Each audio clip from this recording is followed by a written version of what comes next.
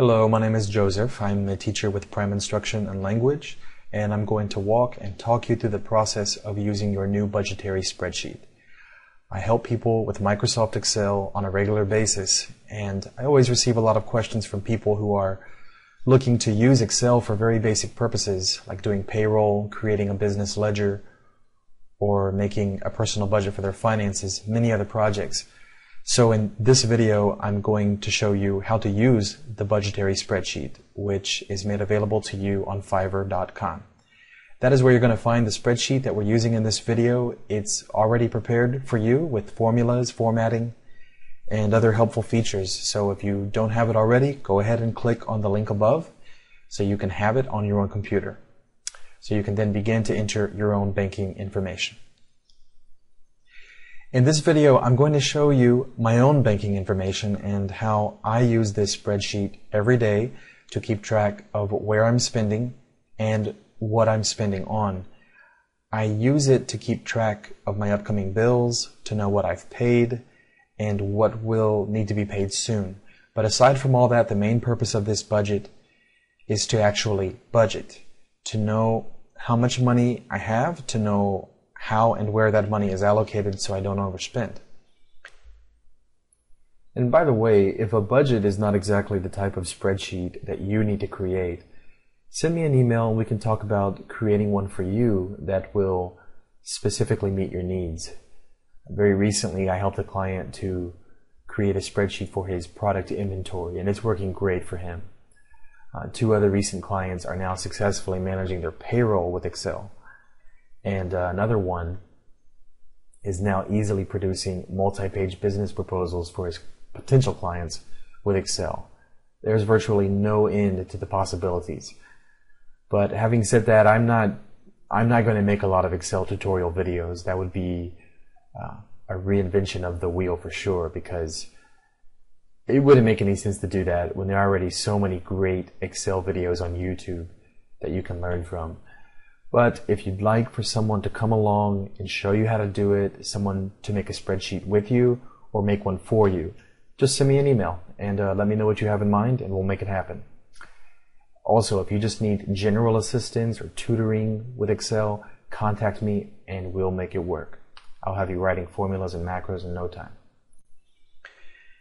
I always say that a spreadsheet that was created by someone else is like being in a home you've never been to before. The more time you spend in it, the more familiar and comfortable you'll be in it. But until that time, you don't know where anything is, you don't know how anything works, and you need someone to guide you through it. And that is the purpose of this video. This spreadsheet can be truly helpful for you to be orderly and disciplined with your finances like never before, if you use it the way it was intended to be used. But we'll talk about that later. For now, let's get started. This is how I spent my money during the first week of last month, which was April. This is my checking account from where I pay my bills, and I also use it to pay for everyday expenses such as food and gas. I go to Panera Bread quite often. The thing is, I'm a language teacher and I have a lot of private classes in public places like cafes and restaurants. So there are always a lot of Starbucks and Panera Bread entries on my bank statements. You also see Publix, that's my grocery store. There is Chili's on the 5th, a couple of deposits, a few credit card payments, PayPal, Amazon, Dunkin' Donuts. I don't remember going there, but I guess I did. The statement don't lie. And let's see what else. FPL, Florida Power and Light, and a few other things. I'll talk about each one in detail in just a minute. As you can see on the left side on the spreadsheet, I've already entered all of these transactions from the bank statement onto our spreadsheet, all the way from April 2nd to April 8th. But there's a big difference in their order. On the bank statement, the older transactions are on the bottom and the newer transactions are on the top. I have the spreadsheet transactions in the opposite order. The older transactions are at the top and the more recent transactions are on the bottom. You can see it for yourself. On the bank statement, Publix is on the bottom, but on the spreadsheet, Publix is at the top. we're going to continuously be moving downward as we add new transactions to the spreadsheet. There's a reason for this, and I'll explain it in just a minute. Okay, let me show you some of the features of the spreadsheet. Here in column A, we'll be entering our new transactions. We'll be adding our new transactions down here in this area. There doesn't seem to be a lot of room down here, but that's not a problem. We'll be adding rows as we go. You'll notice that the next column is column C, which is showing the date. But what happened to column B? Well, it's there, but I kind of have it hidden for the moment. There is important information in column B, but I don't need to see it very often, so I basically shrunk this column. Let me widen it for you so that you can see what's in it. Watch the cursor.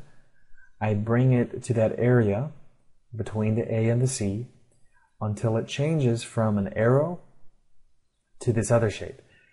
At this point, I left click, holding it down, and I drag it to the right, which reveals column B, which was there all along. I simply had it very narrow so that I don't have to see all this text all the time. And now you can see what the purpose of this column is. This is where I enter whatever miscellaneous notes there may be that pertain to this transaction. If I was at Panera on April 4th, it's helpful for me to know why I was there, who I was with. It was a class with Mike. I spent some money to PayPal. Okay, what for? Oh, it was to buy a new cell phone case.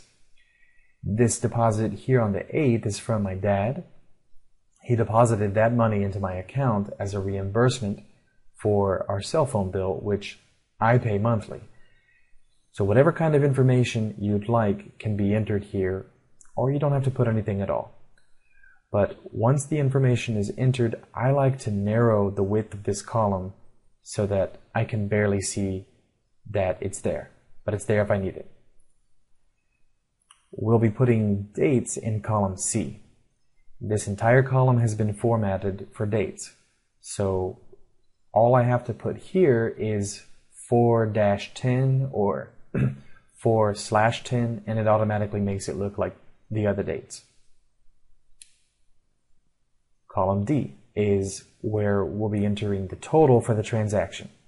If I make a $100 deposit, all I have to do is enter 100 here, and it automatically formats it as currency. In this case, because I'm adding money, I'm depositing, the transaction is black. If it had been a $100 withdrawal, I enter -100. It also shows it as currency, but it's red because it's a subtraction from our bank balance. And here in column E is where you'll find our balance. You won't be entering anything in this column because it contains a formula that is automatically calculating the balance. All you have to do is make sure that these cells contain that formula. And down here in this cell, you'll see our balance, $338.89. It's the same balance that you see up above on the last transaction.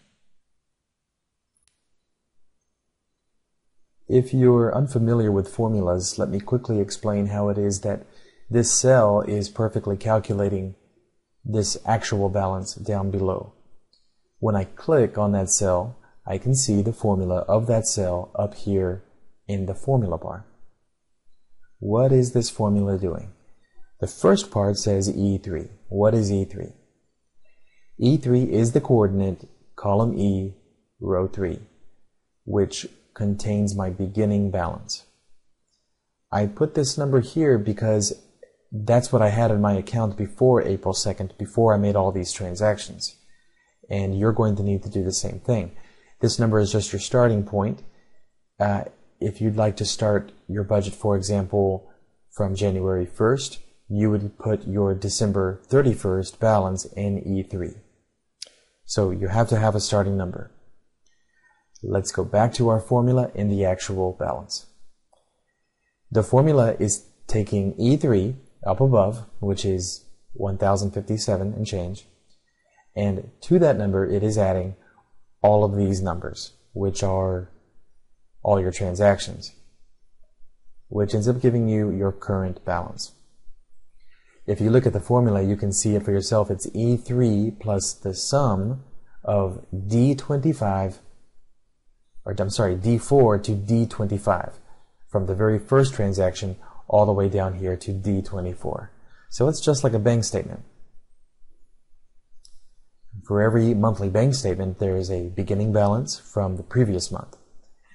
And all your transaction totals are combined with this number to give you a current balance. As I mentioned before, this is the area down here where we'll be adding new transactions. For the moment, I've only got 3 or 4 rows to enter new transactions. I can't put any transactions on row 25 or below because that row contains my current bank balance. I have to stay above that because I want that number to stand out. So in order to add rows, I usually like to add 6 to 10 rows at a time. It doesn't really matter, depending on how many transactions I need to enter. So what I'll do is click anywhere around here in the middle. It doesn't matter which column, doesn't matter which row, just as long as it's between the last transaction and our current balance. I'm going to click here, drag it down to highlight about 7 rows. And once it's highlighted, I click on the drop down that is next to the insert button and I insert sheet rows. Now I've got about 10 or so rows in which to enter new transactions. Deleting these rows is basically the same process. I highlight the rows, click on the drop down that's next to the delete button, and I delete sheet rows. Okay, let me enter a few example transactions on the spreadsheet so that you will see how it is done. Let's say my next transaction is I went to CVS. I'm going to move over with my arrow keys. One, that's now I'm in the notes, and then a second time to be here in the date. And let's say that occurred on 4/9. Okay, so the date is properly set, and I spent $15 there, so that is minus 15. Very easy, no problem. Let's say I also went to Taco Bell, and that transaction was on the 10th, and there I spent $7. Okay, notice that this actual balance keeps changing. Just a moment ago it was $323.89, but once I entered the minus 7, it automatically changed to $316. That's because this formula here, which we just went over a second ago, is calculating all the way down to here, down to this row 32. You remember earlier that the formula said that it was going to D4 to D25. So it was including all of these cells here, but once we added all those new rows, this formula went ahead and assumed that you wanted to include the new rows in your formula. So it has automatically changed, and I can enter several transactions right here, and this number, this actual balance, is going to continually change, and it will always be accurate. Okay, and let's also say that I had a deposit. Notice how it just appeared like that. That's because I already have the word deposit on another line, so it just automatically appeared. And that was on the 11th. And let's say that was $250. Okay, so that's that. $250 positive, and then my actual balance went all the way up to $566. So everything is perfectly fine. I didn't enter anything in column B in the notes. I can if I need to.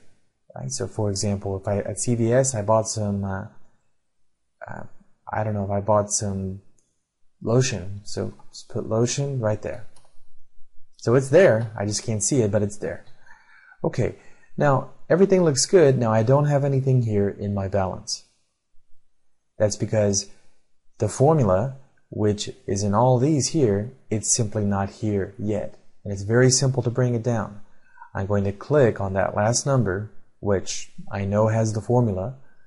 I'm going to hover the cursor, which looks like a cross. I'm going to hover it on this bottom right part of this rectangle, and the cursor changes to a different looking cross, like that. I haven't clicked anything yet. At this point, I left click on it, hold it down, and drag it down to as far as I want it to go, which is right there. And that's it. It does the work for me. Because let me tell you what all of these cells, the formula within them all, what it's doing is it's taking a look at the number that is above it, which in this case is 316.89. It's taking that number and adding to it the number that is to the left, which is 250. And it gives us a new balance every time. So we have just entered some example transactions. Now let's go ahead and say they were real transactions. And now, as far as my bank is concerned, I've got $566.89. According to my bank, that's my current balance. So in theory, I have that much money to spend. But I know that that's not actually the case. $566.89 is not my actual balance because there are transactions that I've made that my bank doesn't know about yet. There are checks that I've written that haven't yet been cashed, or there were debit card transactions that just haven't appeared yet. That being the case, I need to keep track of those transactions somehow, and so that's why I like to keep several empty rows here in order to enter pending transactions or future transactions that I know I'll need to make. So let's make a few of those. Let's say I went to Whole Foods, and I wrote a check. It was check 204. And that check is for $32.50. And let's say I had to write a check to someone. Let's say I wrote a check to my friend John. It was check 205, and its total was $275. And I know John hasn't cashed it yet because it hasn't yet appeared on my online statement. But on this spreadsheet, it needs to reflect that full amount. And then, lastly, let's say that I'm just about to pay my AT&T bill. It's going to be $230.30. I haven't paid it yet, but I'm about to, so I can consider that money to be spent. So, as you can see, I don't have $566.89, not anymore. What I really have is $29.09, that's it. So at this point, I have to be really careful because once these transactions go through, I'm going to be really close to being out of money. So I should get some money into this account as soon as possible to give me some cushion. So now you understand the importance of this number here, the actual balance. And you understand the difference between that number and the number above, the 566. That is what my bank says is my current balance. So yes, the actual balance, that's really the number that I pay attention to most of the time. That's what's really important. Okay, so on some occasions, I will add several entries just before I pay my bills. I enter everything that I know I need to pay, all the bills with the quickly approaching due dates. So I'll enter all of them. The rent, $825. The electric bill, $59. The car insurance, which will be $45. And the Home Depot card. Okay, now as you can see, I'm way overdrawn. But that's okay. I haven't actually made these payments yet. But now that I've done this, I can see exactly just how deep into the red I am. I know exactly how much money I need to get into this account to cover these payments. As you can see, it's going to have to be at least $925. But of course, I definitely want to have more than that just to be safe in the account. How about an even 1,000? That'll cover it. 1,000. Now I'm going to put a little more. Let's make it 1,200. I'm going to add 1,200 to this account. Where's that 1,200 going to come from? It's going to come from another account, my business account. And that is a separate account. I have both accounts with the same bank, and they make it really easy to transfer funds from one account to the other. So for me, that's basically how I pay myself, because I work for myself. And just so you know, I do have another spreadsheet that is just like this one for that business account. And it is going to have an entry of minus 1,200. And of course, this account is about to have an entry of plus 1,200. And the reason I wanted that extra cushion is because I know I'm going to have several more entries in the next few days, and I want there to be enough money in the account to cover them. Gas, food, everything else. Okay? Alright. But for me, before I pay for any of that or any of these bills, I always like to take 10% of whatever I paid myself, in this case 1,200, and I set aside that money, that 10%, for my church. So it's 120. And so I still have 155 to spend on whatever. See, once I transfer that 1,200 from one account to the other, the money's there. I can already spend it. So now I can go ahead and make all these payments to the church, the rent, the insurance, all of them. I usually make those payments online. So I can make all these payments with the peace and assurance that I've got more than enough money to cover them, because I already put the 1,200 across and I know that it's there. So this process of adding several entries, like making a big deposit and putting several bills, I usually do this about twice a month.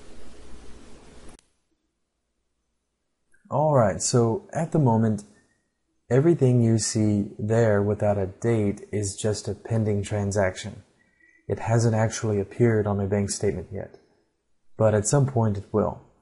I'm going to look at my statement and I'll see which ones have cleared. And what I'm going to do is bring all these payments up above so that they will no longer be pending payments, but rather confirmed and completed transactions. Before I do this, I'm going to add several more rows so that I'll have plenty of space. And what I'll do is find my last transaction on my bank statement, the $250 deposit. And from there, I'll just enter the new transactions in the order that they are appearing on my statement. Most of them are already down here below, so I don't have to retype them.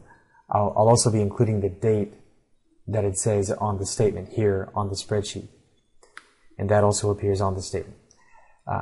Usually, any deposits are first. So the 1,200 goes first.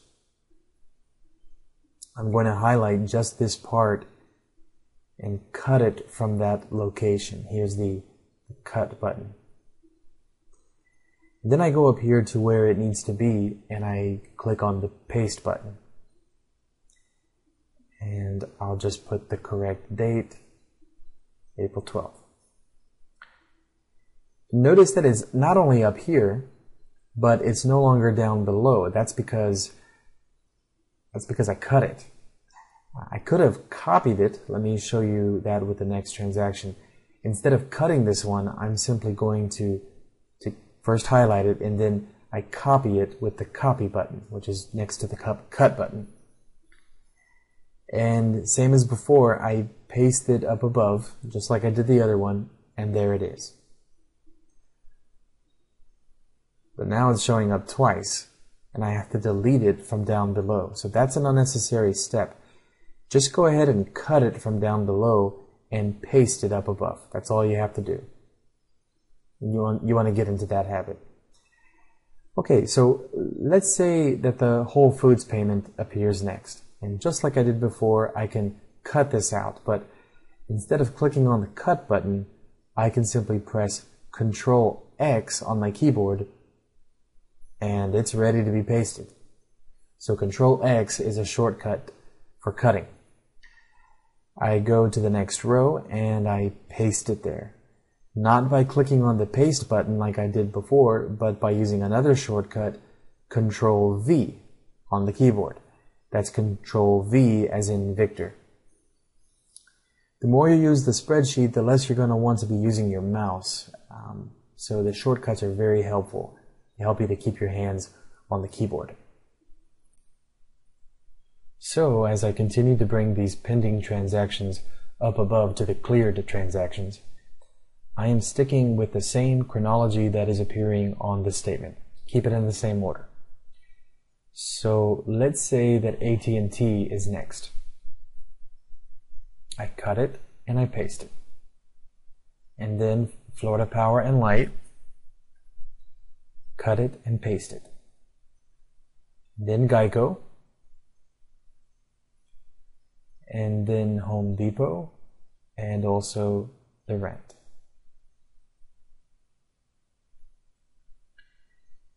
All right, and let's say that there was also a $39 transaction from Exxon.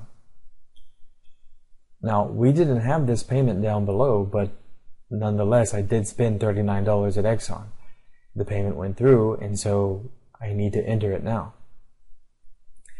And let's say that this Exxon transaction is the last one that is appearing on my bank statement. So now as I look at it, just about everything that was pending has gone through. But it looks like John is still hanging on to my check because it didn't appear on the statement. But that's no problem at all. I know exactly where I stand. I know that I don't actually have $391 to spend. What I actually have is $116 because that's what I'm going to have left when John finally does something with that check that I gave him. Okay, so I just paid a lot of bills.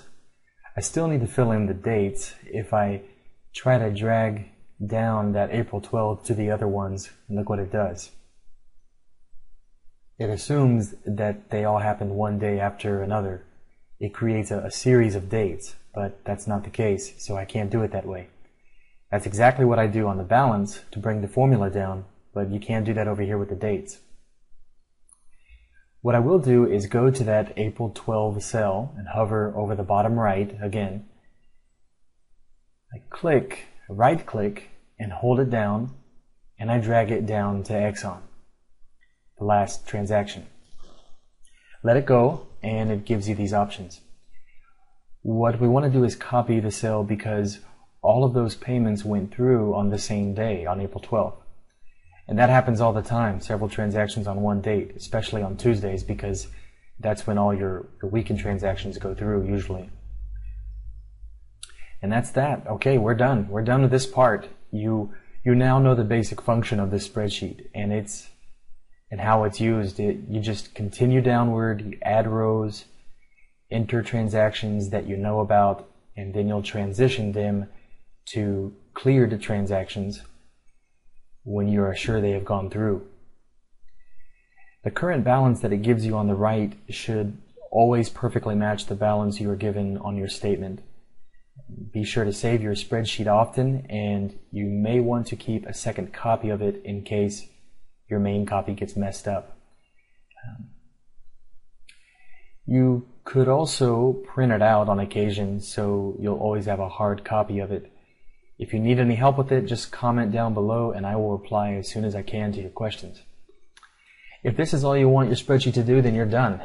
But if you want to take it a step further, keep on watching. We just paid a lot of bills, and that's always a good feeling. Getting bills out of the way, you don't have to think about them for at least another month. And that is also something that I like to keep track of down here in the monthly bills section. This is a list of bills I have to pay each month. Now this doesn't include my food, it doesn't include gas, it doesn't include clothes or entertainment or miscellaneous things. It only includes bills. And as you can see, I have them in chronological order. That date that you see in yellow is the date they are due. So my rent and my Wells Fargo school loan were due on the 1st. And then I've got a few credit cards, car insurance, and the electric bill. And then everything else is towards the end of the month. So at that time, I'll probably bring in another big deposit in order to get all those bills paid at one time. So as you can see, the due amounts are all red because they're all going to subtract from my balance. They're all payments that I need to make. And those dollar amounts are formatted as currency in the same way that the transaction amounts are formatted up above as currency. But you'll also notice that some of the cells are filled with black and some are not filled at all, they're white. But there are many ways you can do this, but what I like to do is I like for that amount to be black if I haven't paid it yet. And that tells me that I need to pay it. And I like it to be white if I have paid it. And so as you can see, the rent has been paid, the Wells Fargo school loan has been paid, my Chase card, and also my Bank of America card. And if you remember what we just did a moment ago, we just paid Geico, FPL, AT&T, and Home Depot. So we just knocked out 4 of these bills. So I'm going to highlight all those amounts, all those payments. I click on the first one, Geico, and before I click on the second one, I have the control button pressed down. Otherwise, it's going to unhighlight the first one. So as long as the control button is held down, I can highlight as many cells as I want. But in this case, we only need to highlight 4 cells. And once they're highlighted, I click here on the drop down that is next to the bucket of paint, and I click on No Fill. So as you can imagine, I'm very happy when it's mostly white in this area because I know that everything has been paid. If today is the 10th of April, I know that I've got 7 days before I have to pay my other Bank of America card. And at some point it's all going to be white, and that's going to be a good feeling for about a day or two. But then the top part starts to become black again as the new month approaches. If something's due in the next month, I change the color to make it visually clear for me that it's for the next month. And then I also make the payment black again. So this has to be updated throughout the month. Otherwise, you might lose track of what needs to be paid. There have been several times when I've neglected to update this spreadsheet for too long, and I end up having to pay late fees and penalties, which is a total waste of money, all because I didn't bother to look and see when everything is due. And even if you've got big bills and you can't even pay them, and you don't even want to look at what you owe, do yourself a favor and diligently maintain this area anyways. And don't let it discourage you.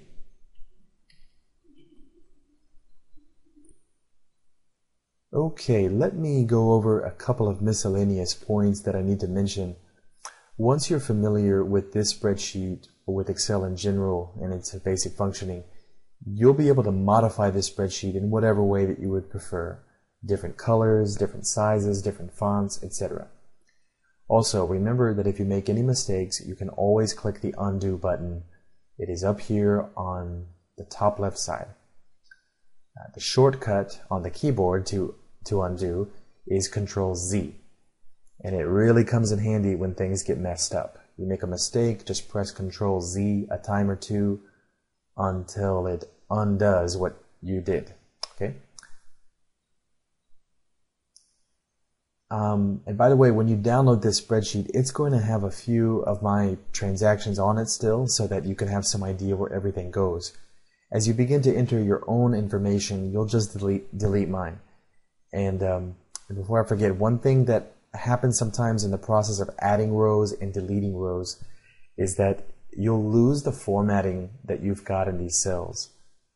Maybe the words and the numbers just aren't looking right. They're too big or small, or the font is wrong. It's an easy fix. All you have to do is find a row where all the formatting is still correct, like this one. So highlight the whole row over here on the left, hover over the bottom right of the rectangle, hold down the right click and drag it down to as far as you'd like the formatting to go. Let go of it and then left click on Fill Formatting Only. And this way it copies the formatting of these rows, but it doesn't copy anything else. The data remains all the same. Okay? So, alright, that wraps up the second phase of this spreadsheet. We've seen already how this spreadsheet is good for organizing and keeping track of our money, knowing when and where it was spent and so on. We've also seen how it helps you to balance your account so that it properly reconciles with your bank statement. But so far, we haven't done anything that can be described as budgeting. These first two sections are only keeping track of what we've spent and what we will need to spend. But they're not doing anything to restrict or guide our spending. Which leads me to the third and last part of the spreadsheet, where we actually budget our money. If you look over here on the right, these columns are going to contain a formula that divides and allocates the money that we deposit. It splits it up into different categories in order to keep us within our own self-imposed limits for those categories.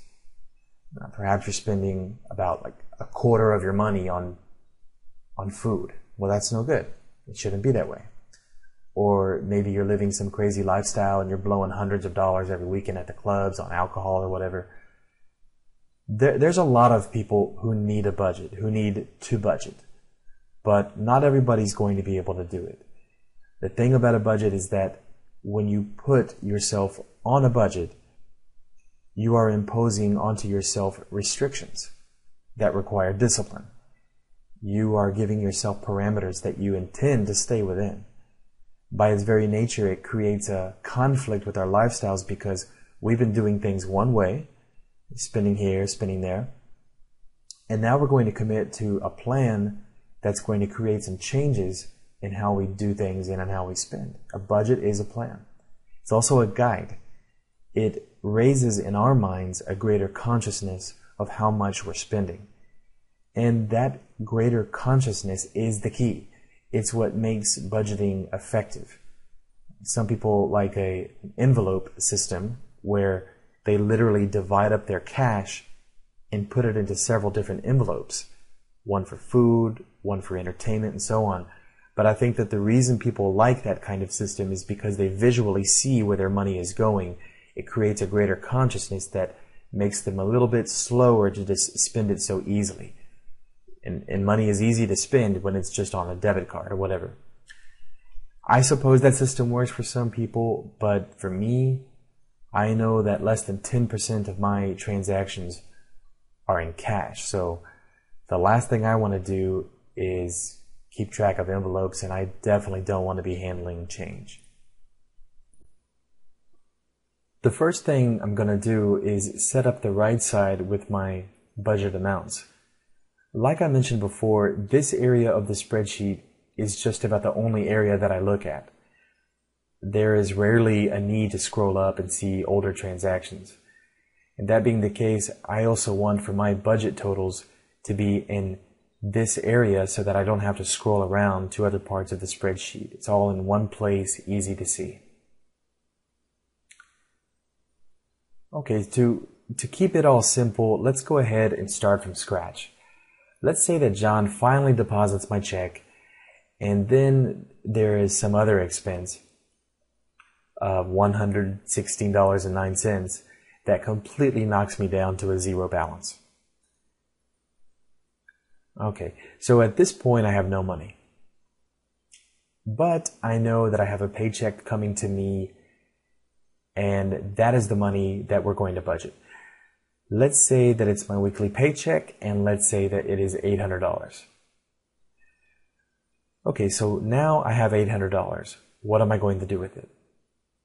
How am I going to spend it? Am I just going to spend it like I was doing before, or am I going to structure the spending? Here's how we're going to lay it out.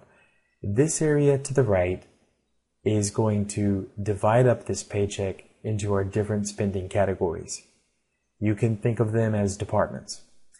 And although this entire spreadsheet is our budget, you can look at these categories as the individual budgets of those departments. And of course, every department has to operate within its budget. Okay, so first of all, I'm going to create an extra category to the left of bills. All right, just insert column here.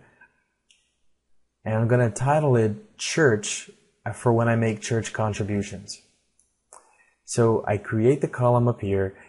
It makes the new column appear to the left of whatever I had highlighted, which was column H, bills. So now I have the church column. Okay, and just to create a clear contrast, I'm going to shrink column F a little, just a little, and paint it black. So now the only purpose of column F is to separate the balance area from the budget area. All right, so let's now take a look at our formulas, make our formulas. Let's do this in row 39 because that is where our actual balance is already located. So let's just designate this whole row to balances. And quite simply, in column G, in G39, G39 needs to be equal to the sum of G3 to G38. Don't forget those parentheses. That's how the formula needs to look. And then press enter. So what is it doing? It is totaling the sum of, well, it's totaling the sum of a range, and that range is G3 from the top all the way down to G38. So that total for now is 0. There's nothing in that column yet. And now that that formula is in place, I'm going to copy it for these other categories. And once again, I just drag a left click from the bottom right of the cell, and I let it go on my last cell. It automatically copies the formula, and not only that, but it correctly assumes that in H39, I want the total of column H, and in I39, I want the total of column I, and so on, all the way down to L. It's doing the same thing. Okay, so these are our totals. And this is what we'll be looking at to see how much more we can spend on food, how much more do we have left to spend on gas, etc. And these are the categories that I've created, but of course you can change them to whatever you'd like. You can have several more categories if you'd like, but I prefer to keep it simple with only 6 categories. Perhaps you want to set aside some money from each paycheck to go to a savings account. So you create a column for that. Or you want to create a car maintenance category. You create a column for that. It's up to you. And needless to say, the percentage of the paycheck that goes to the individual departments, that is also up to you. So now we divide up our paycheck. We got the total down below, but there's nothing in there because we haven't divided up this paycheck. For now, let's go ahead and put our formulas in row 35 because that's where we entered the deposit. All right, just try to follow me right here. Just follow along. You don't have to understand everything that's happening. You'll understand it soon. So in G35, it should be equal to D35, right? Which of course is $800. It's going to take the D35, the $800, and multiply it times 10%, because that's what I'm contributing. So 10%, which of course is 0.1. And there it is. So now I can make my $80 contribution at church at any time. I have the money budgeted for that. The bills are obviously going to be the biggest category, perhaps the most important category. More than half of my money is going to be going to bills. Let's say 55% of the income.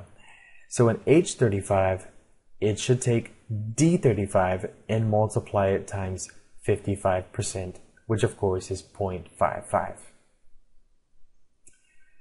So now we have $440 for bills. And I will get the gas percentage at 5%. 5%. So I'm making up these percentages, but how much of our deposit do we have left?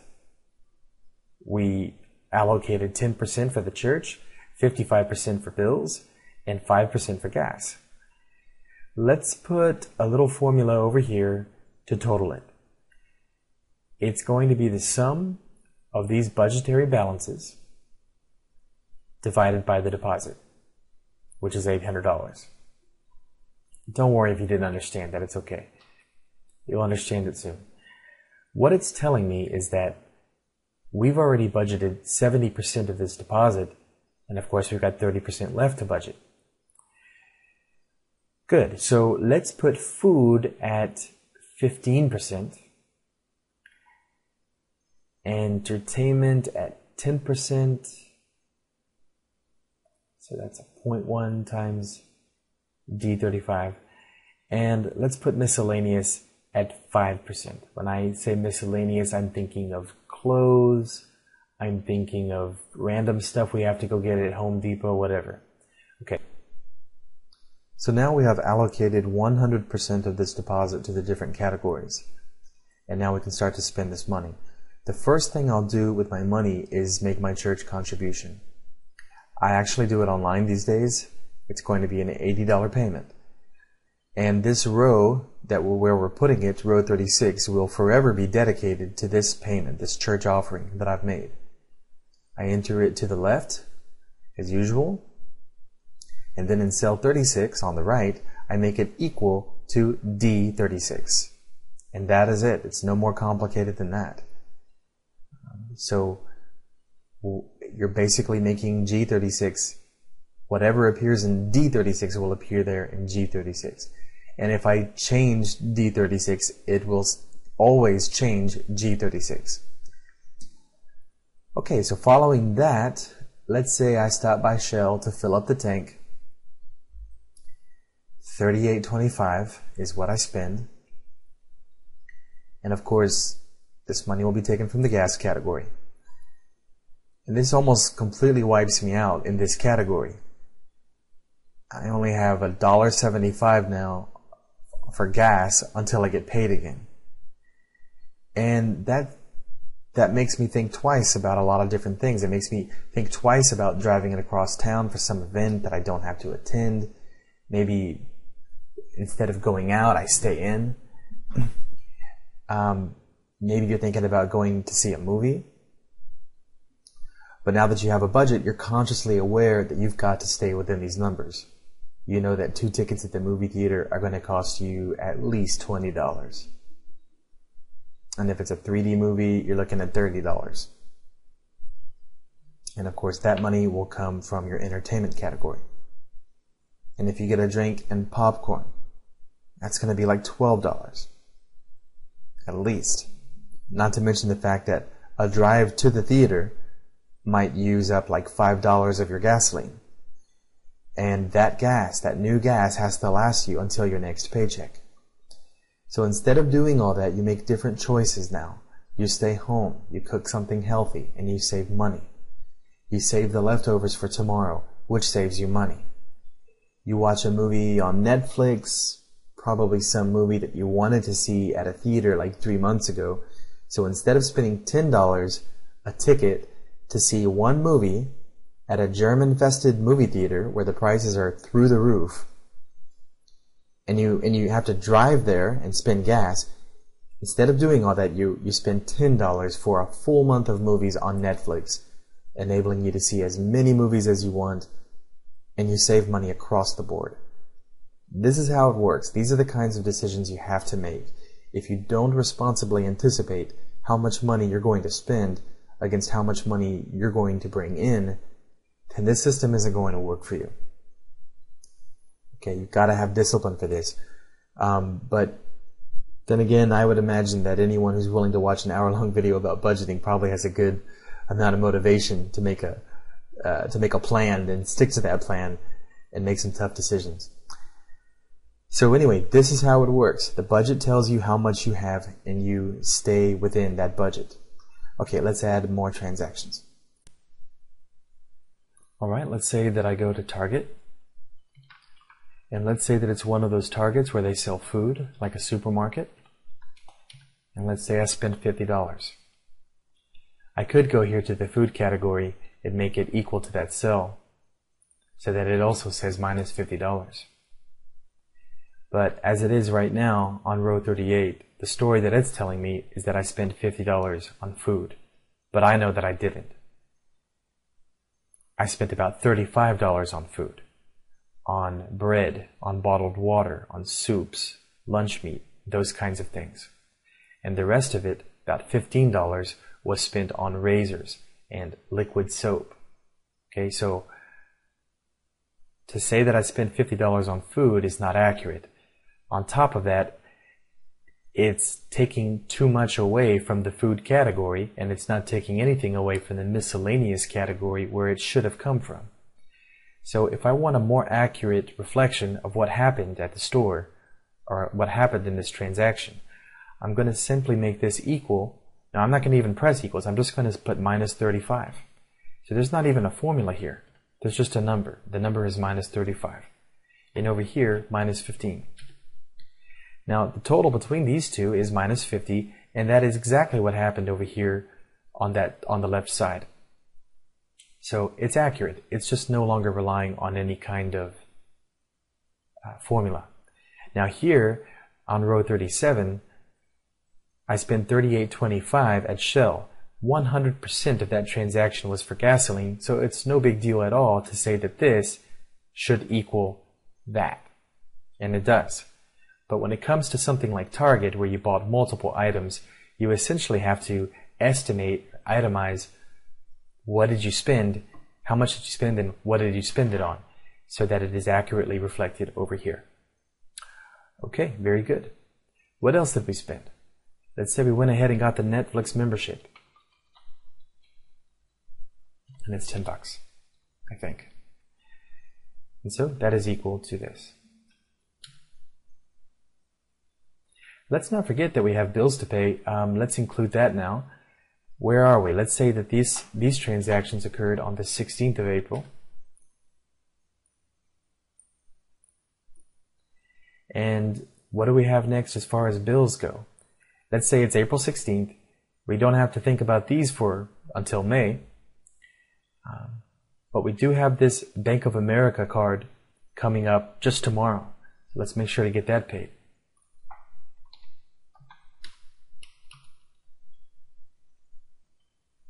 And as you can see here in this category, in these cells, I enter the minimum amount due.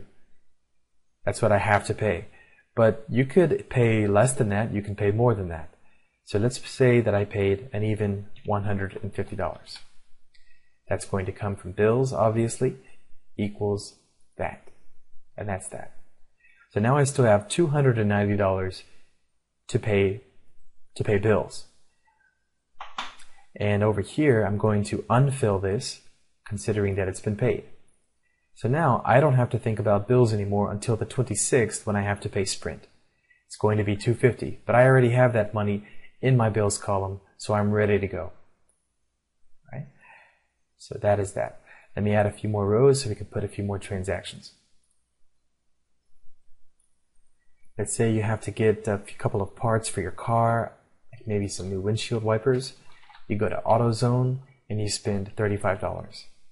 That would ordinarily come from miscellaneous. At the moment, I only have $25 to spend there. Okay, so but let's go ahead and do it anyway. So now I'm overdrawn in this category, $10 over. Notice that the formatting is a little off here and here.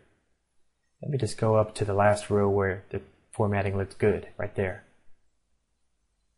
Right click, hold it down, drag it down to fill formatting only, and now it looks the way it's supposed to look.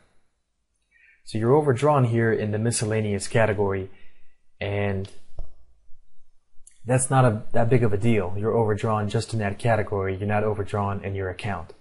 And you know that you'll be getting paid again soon, and that will make up for this overdraw that you did. Okay? Okay. And let's say that you also go to Macaroni Grill with your friends. You spent $23. Okay. You also go to Starbucks, and there you spend $3.50. Eventually, you're doing this so quickly that it's not cumbersome at all to be doing so many things here on Excel. Okay, that took away from our food. And good. Now we still have some money to spend. But remember, you don't have to spend all your money. You can hold on to it. That's actually good. You're trying to be conservative with your money. You can wait until the next paycheck. Okay. We didn't have a lot to spend here on entertainment. We only spent $10. And we still have 70 of it left. But when it comes to entertainment, it's good to let this number get higher and higher and higher, because next thing you know, you have enough money to go spend a couple of $100s on something like, I don't know, going to see a basketball game or buying a new TV or something like that. So it's good for this to go up every week, if possible. Right? You're essentially saving up in this category. Okay, so Macaroni Grill, Starbucks, and then let's say it's time for another paycheck.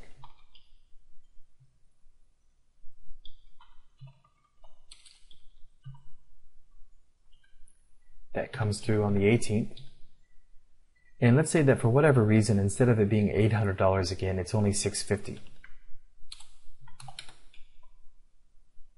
Raising your actual balance to over $1,000.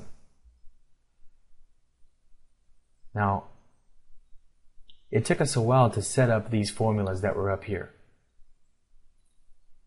And at that point, it might have made you thought, man, this looks like too much work. I don't want to be entering those formulas every time I make a deposit.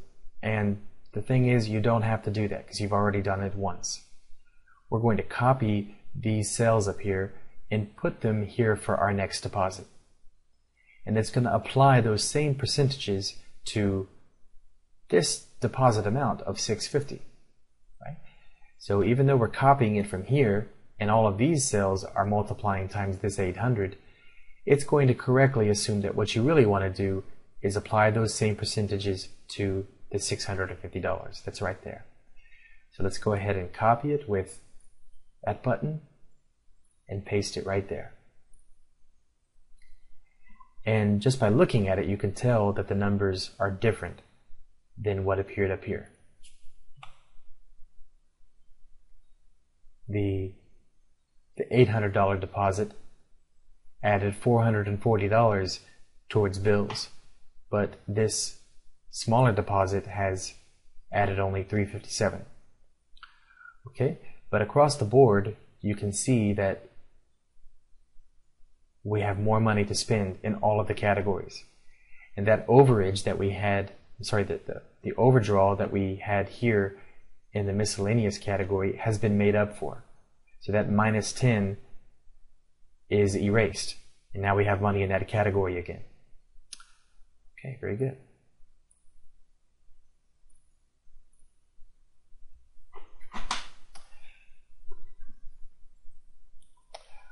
Okay, like I showed you before, this was 10%, 55%, 5%, 15%, 10, 5, yeah, and 5%. That was the last one. But as we look at what we have to spend now, we notice that we've got just $34 to spend on gas and a lot to spend on food. And we know that we're going to need more gas money than that. So even though we got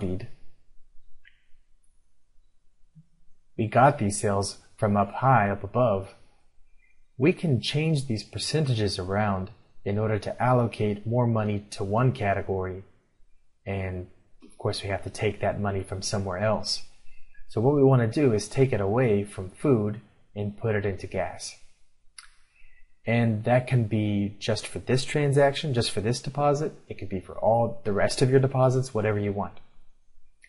Okay, so let's go up here into the formula, and it's taking the deposit amount, $650, which is in D44, and multiplying it times 5. We need that number to be, instead of 5%, let's just bump it up to 10%. So we're going from $34 to now $66 that we have to spend on gas. Okay, so I've added 5% to this category, and I got to do something to make this number 100% again. So I got to take that 5% away from somewhere else, and we planned on taking it away from food, which was 15%. Now we're just going to make it 10%. There we go. This is at 100%, and this is 10% now, and this one is also 10%. And you can make changes like this as often as is necessary. As I mentioned before, when you download this spreadsheet, much of my information that you see right now will be on the spreadsheet, so you'll know where everything goes. You'll just go to the top, enter your own beginning balance in E3, delete my first transactions, and start to enter your own. Okay? And just you can completely get rid of mine. Then go down to the monthly bills down below and begin to enter your own bills and their due dates. Then enter your own category titles in columns G through L on the right side. Okay, so you probably will want to change those up. You won't need to change anything in row 54 since it's specifically for our balances. Okay, so it's properly totaling those columns. You just need to change their titles if you want it to be something else. But you will need to change the percentages in these formulas on the right side here in rows 35 and 44, because you probably won't want to divide your deposits or to divide your money in the same way that I did. You know, mine was 10% for the church, 55% for bills, 10% for gas, etc. You probably will have your own thing that are specific to your own needs. But in any event, when you have it the way that you want it to be, remember that you'll be copying those cells, keeping them all together, and pasting them on any row that has a deposit on the left side. So if another $800 paycheck comes in, let's put one here, an $800 paycheck comes in and you want to allocate it to the other categories in the same way that you did in row 44, just copy those cells and paste them onto the new row. You keep on adding rows, you keep on entering transactions, you allocate your money, you stay within the limits that you plan for yourself, you save money, you get out of debt, you have a wonderful life. Thank you so much everybody for watching all of this video. I know it's a very long one. I hope you've gotten something out of it. Remember to go to Fiverr, go to the Fiverr link that you see in order to go and download this spreadsheet. Please leave a comment here down below and let me know what you think of this video and the spreadsheet. And send me an email if you'd like to work on any other type of project. I'd be happy to hear from you. Thank you. Be blessed.